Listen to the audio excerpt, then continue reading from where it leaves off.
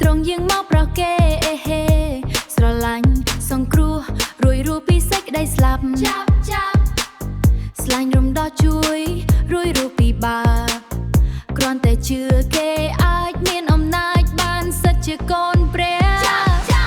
តម្លៃនៃមនុស្សគឺទៀបជាងពួកទេវតាតែបន្តិចទេ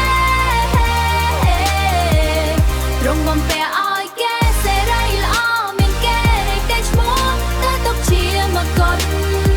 ក៏តាំងគេឲ្យត្រួតលើសពសាពើដែលទ្រង់បង្កើតតាមនោះជាអ្វីដែលទ្រង់នឹងរំលឹកដល់គេហេតុអ្វីរឿងអី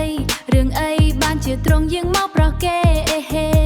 ស្រឡាញ់សង្គ្រោះរួយរួពីសេចក្តីស្លាប់ចាប់ស្លាញ់រំដោះជួយ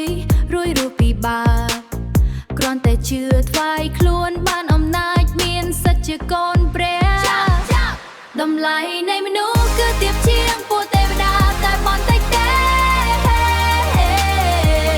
ទ្រង់បំពាក់ឲ្យគេសេរីល្អមានគេរីកតែឈ្មោះតែទុកជាមកុដក៏តាំងគេឲ្យត្រួតលើសពសាពើដែលទ្រង់បង្កើតបង្វិលខ្លួន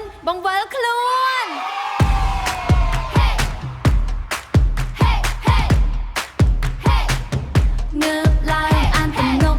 ដំកើងចំពោះ 8A ទាំងប្រុសទាំងស្រីតម្លៃនៃមនុស្សគឺទៀបជាងពួកទេវតាតែបន្តិចទេ